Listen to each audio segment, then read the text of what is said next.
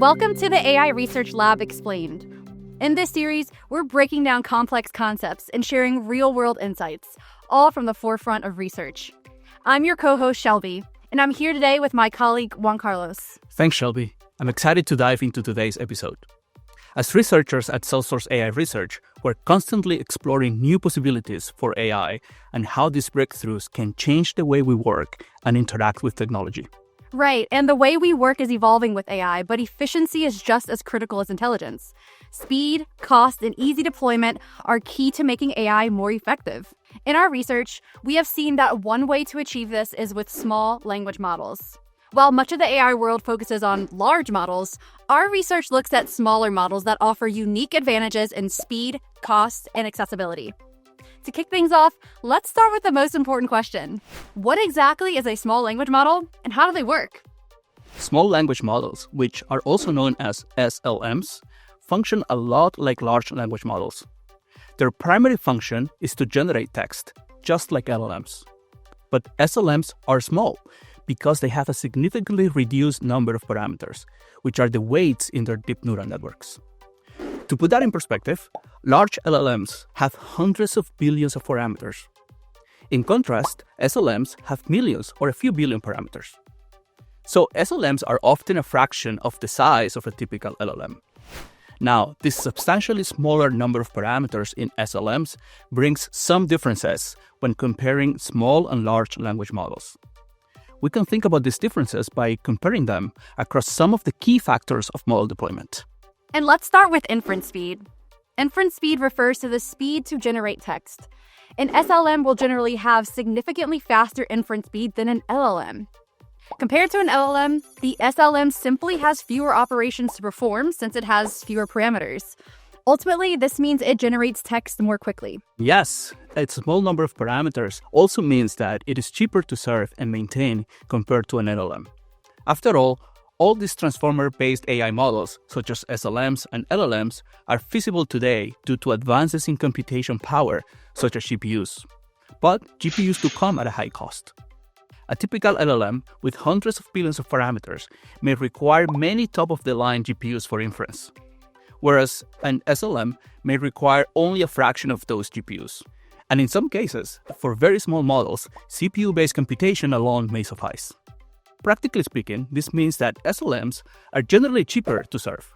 And because they're consuming less hardware, they're also producing less CO2 emissions.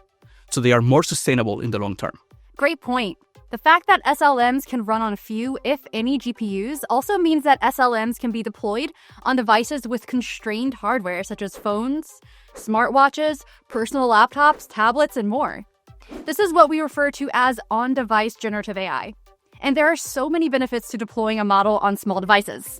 Yes, and one more benefit of on-device AI is offline access to the model. In contrast, for most third-party LLMs, you need the internet to access the server on which the model is stored. Instead, SLMs are small enough so that they can often fit on a variety of devices.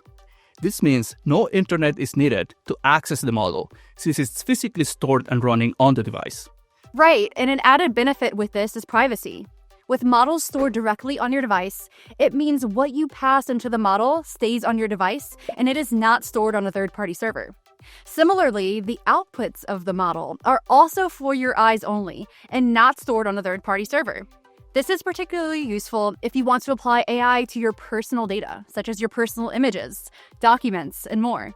You wouldn't have to worry about a third party seeing your data. Now, all that sounds great, but none of it matters if the SLM is not accurate, right? At the end of the day, we need the AI model to generate good output. Remember that LLMs are large for a reason. More parameters typically means more learning capacity. In that sense, SLMs with fewer parameters are thought to have a smaller learning capacity.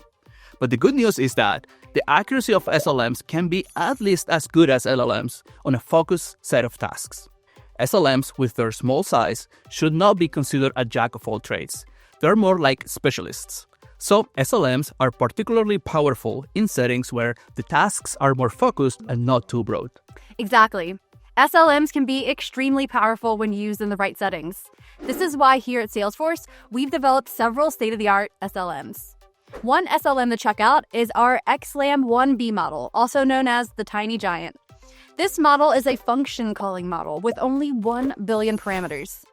It's shown a lot of promise in our research, displaying impressive performance, beating many larger industry-leading models on function calling benchmarks. We've also built SLMs tailored specifically for developers. Models like CodeGen and XGen Code are designed to excel at code generation and developer-focused tasks. For example, CodeGen 2.5 matches the performance of models twice its size, all while being far more efficient. Meanwhile, XGen Code is optimized for both code generation and natural language outputs, making it a powerful choice for multi-turn conversations and complex developer workflows. In short, our SLMs are smaller, faster, and built to deliver big results.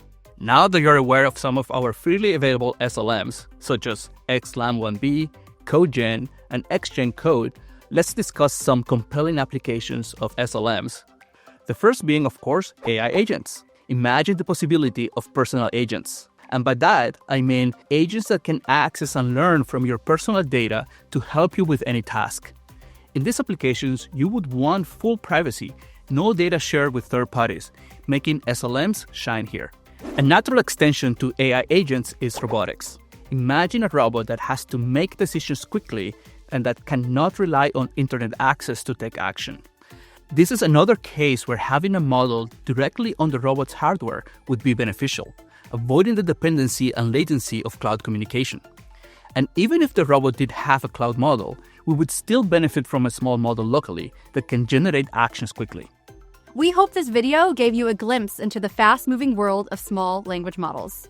As AI evolves, we're committed to exploring and defining the leading edge of what AI has to offer. If you enjoyed this video, please be sure to like and subscribe. And turn on notifications so you never miss out on our AI research content. Thanks, and we'll see you in the next one.